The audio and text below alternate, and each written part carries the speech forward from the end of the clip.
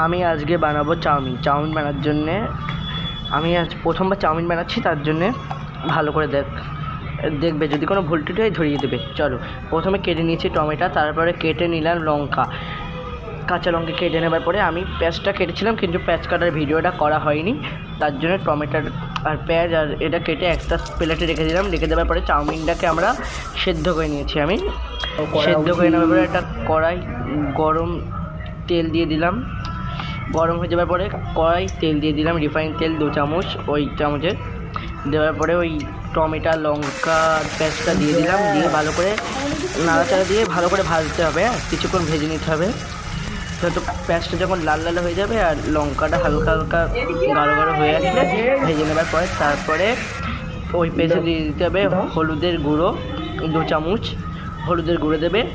তারপরে দিয়ে দেবে অল্প পরিমাণ জিরের গুঁড়ো, তারপরে দিয়ে দেবে গুঁড়ো লঙ্কা। তারপরে ওগুলোকে ভালো করে একটা মিক্স করতে হবে, তরকারির মতো করা হয়ে গেলে তারপরে দিয়ে দেবে একটা ডিম, নুন দিয়ে দেবে, দিয়ে তারপরে ডিম দেবে। আমার ভুল হয়েছে একটু কথাটা বলতে। তারপরে ডিম দিয়ে দেবে, দিয়ে ভালো করে ডিমটা যখন ভাজা হয়ে যাবে, হয়ে ভালো করে একটা তরকারির মতো হয়ে যাবে। ওটা দেখে মনে হচ্ছে তরকারি, কিন্তু আসলে তরকারি না, ওটাই একটা আসল তারপরে ওটাকে ভালো করে করা হয়ে গেলে ভালো করে এদিক থেকে নেড়ে চেড়ে ভালো করে একটা ভোনা মতো করে নিয়ে তারপরে চাউমিনটা ওতে ঢেলে দেবে। দিয়ে চাউমিনটাকে একটু ভালো করে নাড়াচাড়া দেবে, কারণ এই তরকারির সঙ্গে চাউমিনটা দিতে যেন দেখতে মনে হয় বাজে লাগবে, কিন্তু প্রথম থেকে কিন্তু ভালোভাবে করতে হবে না, এটা কিন্তু বাজে লাগবে খুবই।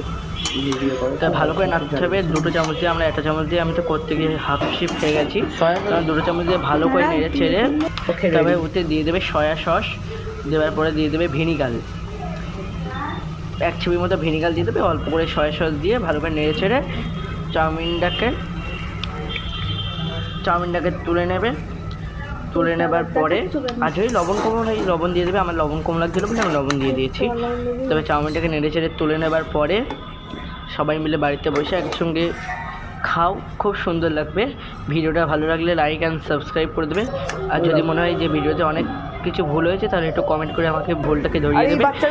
পরবর্তী ভিডিও আমি কিচেন ভিডিও আনবো। বাই।